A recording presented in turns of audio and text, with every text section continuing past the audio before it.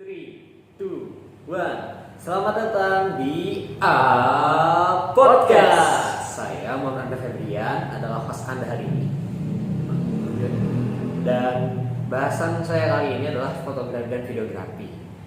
Dan dalam bidang itu sih saya masih amatir ya. Jadi saya mengundang seorang narasumber dari ilmu komunikasi juga. Namanya adalah Senapati Anggar Alparisi. Silakan Kak, perkenalkan. Oke, Jirburan ya.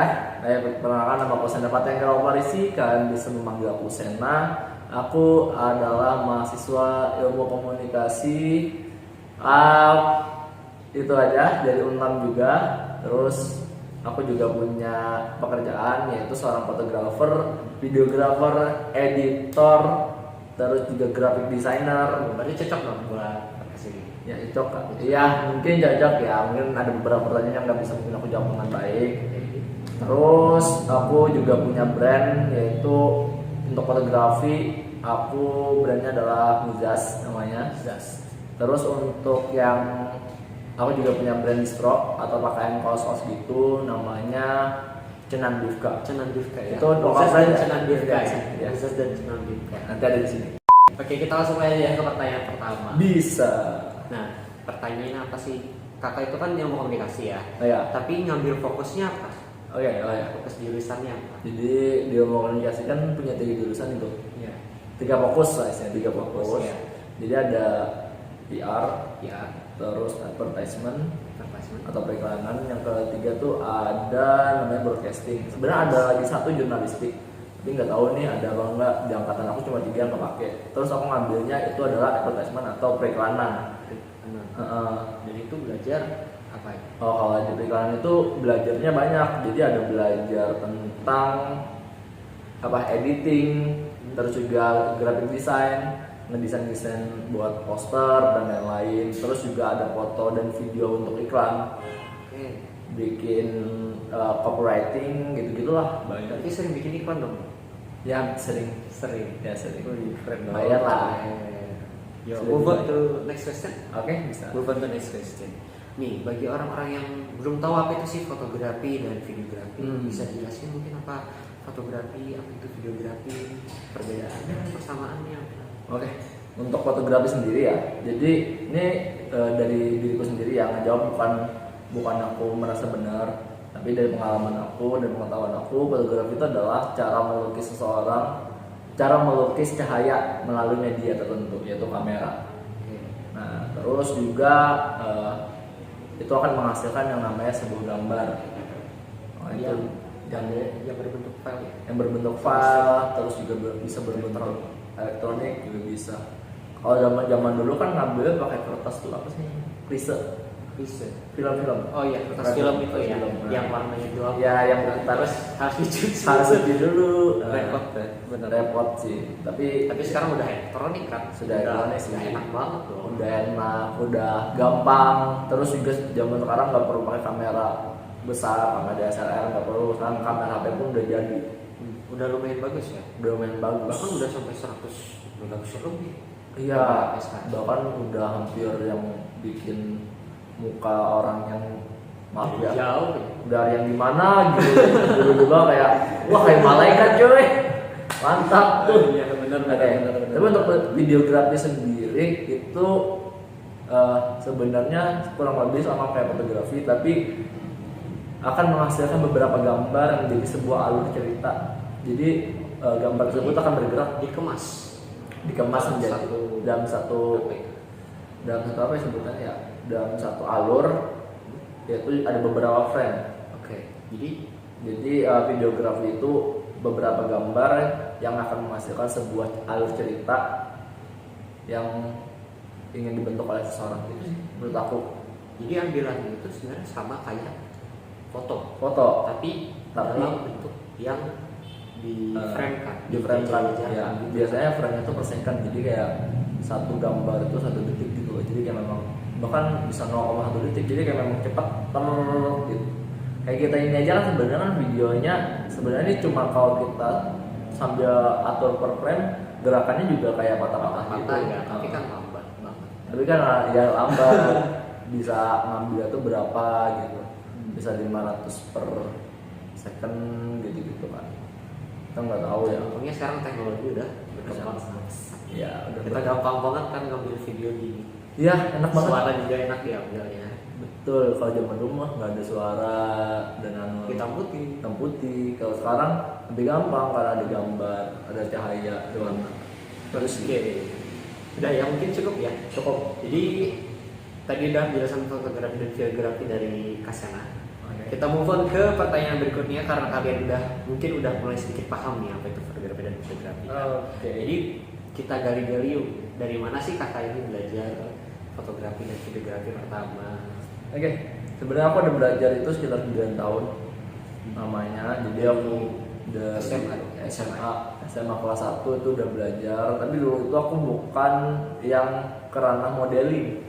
Aku ranahnya itu ke pemandangan, jadi kayak landscape, terus kayak pegunungan, pantai. Ya dulu aku juga waktu SMA suka keliling Kalimantan Selatan, udah hampir semua aku jelajahi wilayahnya. Keren banget guys. Untuk foto-fotonya, tapi itu foto lama deh, masih ada nggak ya? Udah aku lupa. Pokoknya cari aja di Facebook aku ada, saya dapat yang dia. Oke. Itu sekarang berarti modeling dong. Sekarang aku fokusnya ke modeling, jadi aku modeling terus pre-wedding juga, jadi memang ada objeknya, ada manusianya. Oke. Itu lebih sulit yang mana? Yang landscape atau yang modeling? Sebenarnya lebih sulit ke modeling, karena kayak gini, kalau landscape itu kita menyesuaikan dengan kondisi alamnya, kondisi cuacanya. Kalau memang alam itu kan diam di situ aja, nggak bakal berubah-berubah, kecuali kalau kita ngambil yang namanya kayak sunset atau sunrise gitu. Jadi kan harus ada timingnya ya. Kalau yang namanya modeling atau ada objeknya, ada manusianya, itu sulitnya adalah kita ngatur pose atau posenya gitu. Karena memang pada dasarnya manusia itu tidak semuanya pintar untuk bergaya. Benar. Ada yang sulit banget buat bergaya, tapi harus diarahkan dulu baru dia paham. Apalagi yang kaku kayak saya. Saya kan kaku gitu. Ya. Tapi kita gampang kok kalau aku pribadi gini. Kalau aku nganggap semua orang bisa bergaya. Semua tapi bisa dengan gayanya masing-masing. Dengan gayanya masing-masing. Iya. Berarti ya semua similar dong, nggak sama semua. Ya nggak sama semua sih. Gayanya belum tentu kayak gitu. Ada yang orangnya kayak bentuknya bad boy, ada orangnya gambarannya itu orangnya culun dan lain-lain. Itu bakalan bisa jadi objek. Kalau seorang fotografer profesional itu gimana caranya harus bisa membangun itu ya, menyesuaikan keinginan dari orang-orang tersebut yang ingin dipoto gitu. Oke, itu aja sih. Itu aja ya. Berarti next question nih. Oke. Terus apa sih yang diperlukan untuk belajar fotografi dan videografi? Oke, untuk belajar itu pada dasarnya yang paling penting adalah kameranya. Harus ada kamera. Harus ada punya kamera. Kamera gimana? Foto-foto video. Kalau kalian sudah tahu dasarnya tapi tidak tahu dengan tidak punya kamera, untuk apa? Benar. Nah, paling penting itu punya kamera. Kameranya setidaknya minimal adalah handphone.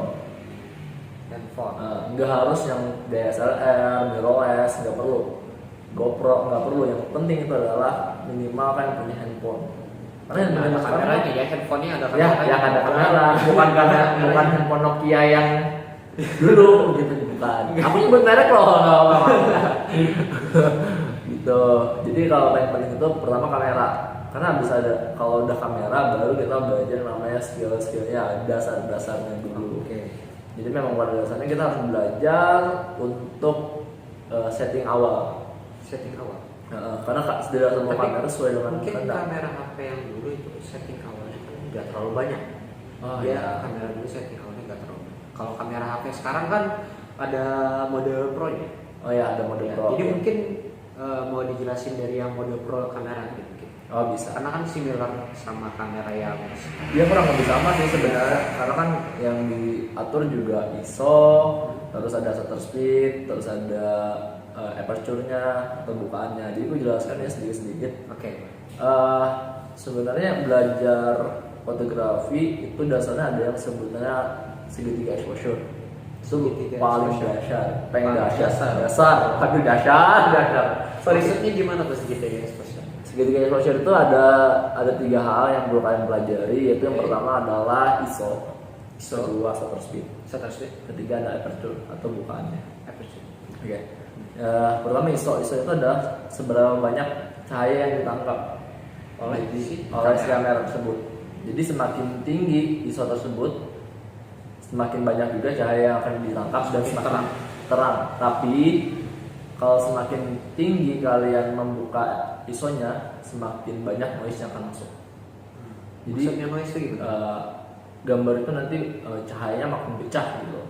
Buram. Ya, jadi buram. Bahkan ada kayak bintik-bintik gitu di kameranya. Makanya itu kadang sebenarnya nggak masalah sih, karena zaman sekarang kalau mau belajar fotografi itu bukan harus dari ketajaman. Aku ngambil dari kutipan seorang itu, kalau belajar fotografi itu tidak semuanya harus tentang ketajaman gambar, tapi dari estetika dan juga arti yang ingin kita sampaikan kepada orang-orang tersebut. Berarti ceritanya Cerita lebih yang mementingkan ceritanya daripada apa yang kita ambil itu jelas juga gitu. Iya, tapi diusahakan jelas lah.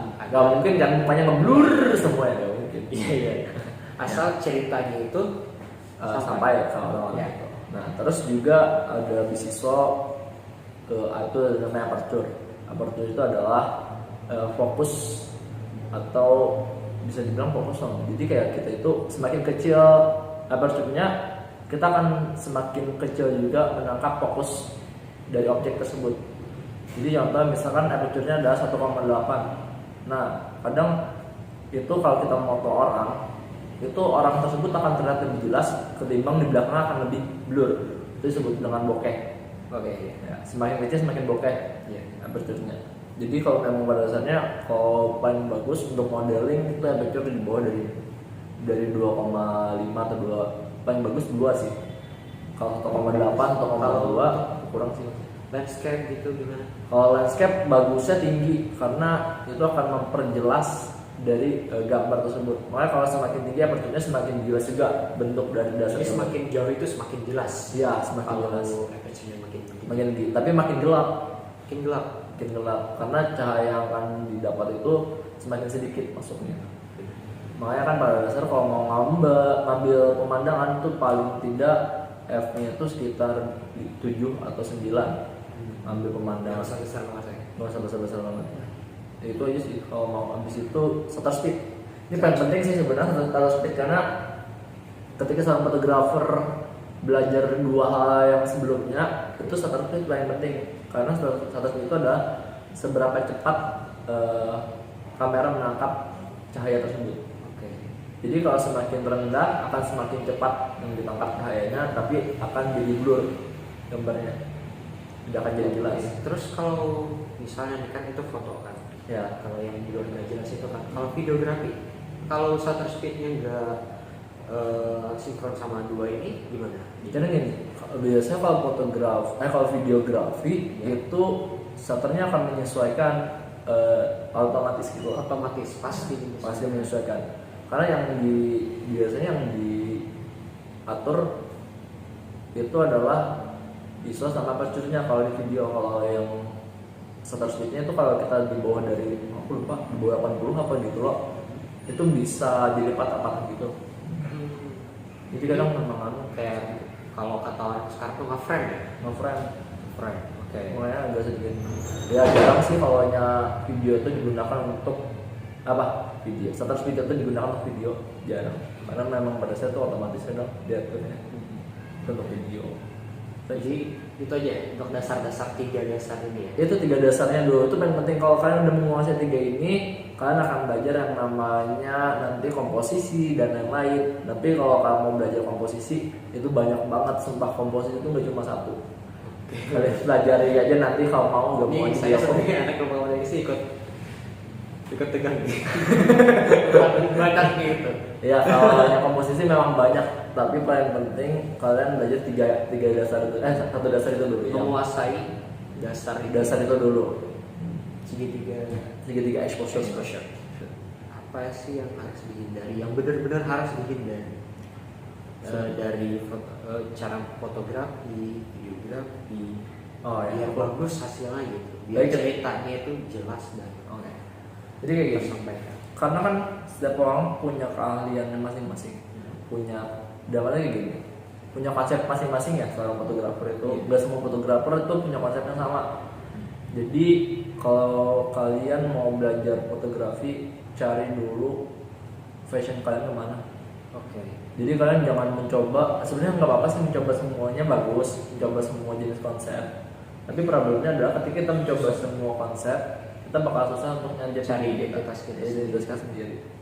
Jadi kita yang dihindari itu adalah terlalu, sebenarnya nggak masalah kalau mau belajar ya, mau tahu dasar-dasar gimana. Tapi kalau kalian mau mencoba mendalami semua jenisnya, angka bagusnya kalian pilih salah satu passion kalian dari semua jenis. Karena terlalu beresiko ya takutnya. Iya, takutnya identitasnya hilang, identitas diri sendiri. Iya betul.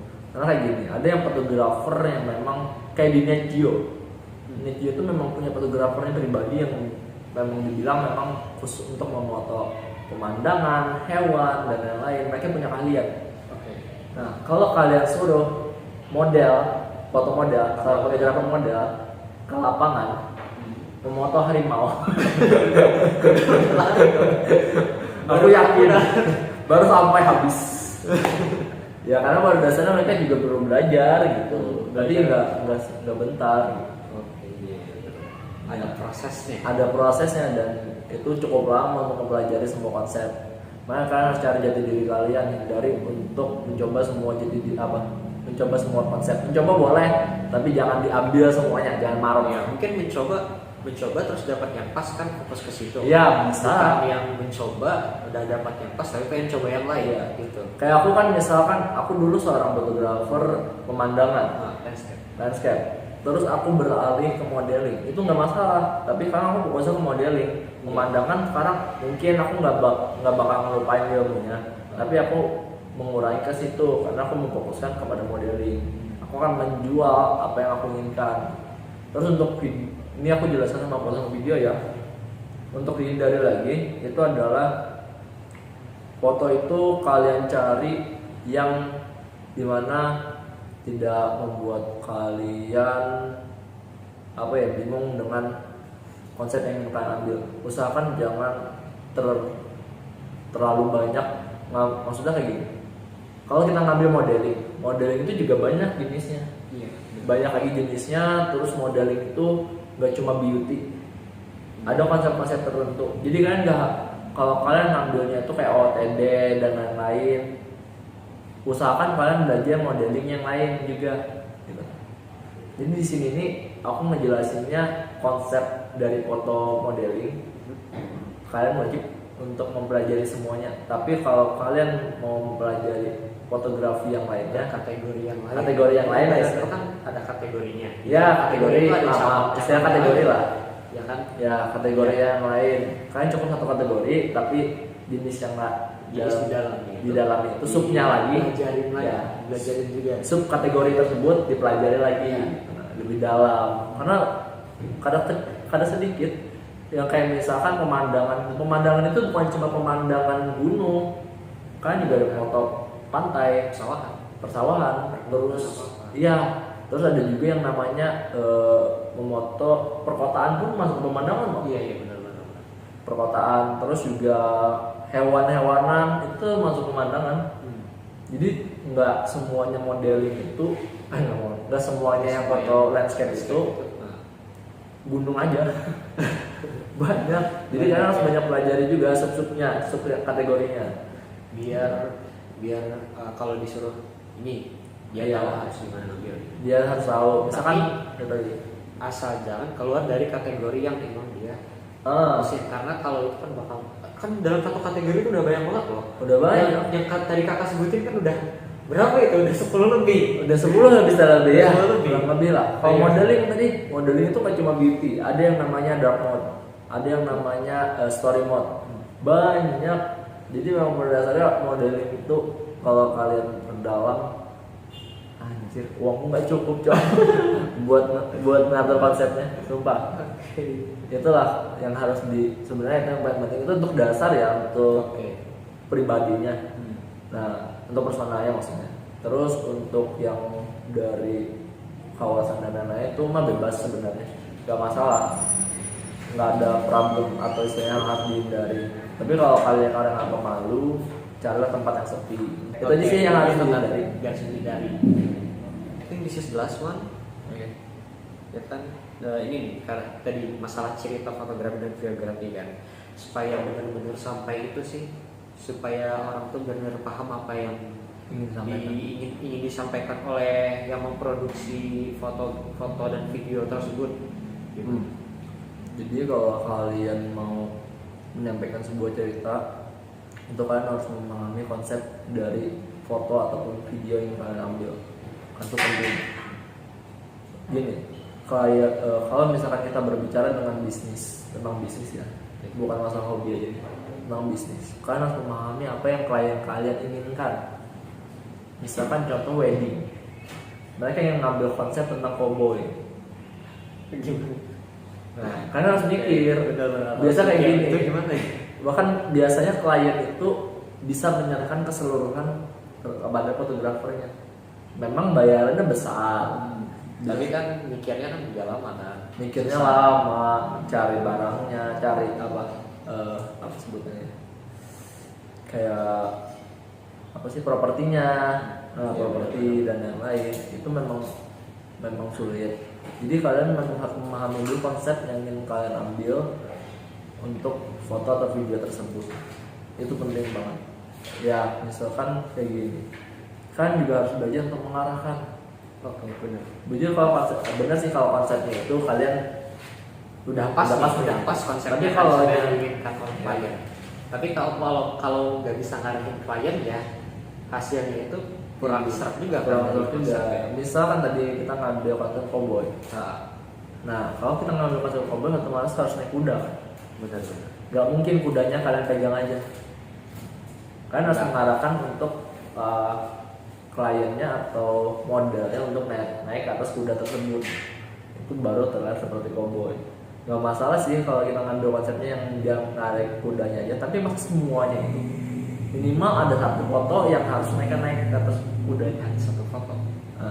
Minimal. Kalau enggak ya tadi kita akan jauh dari cerita yang kita sampaikan. Terus juga kita harus punya skill editing yang mumpuni untuk menyampaikan itu. Kenapa?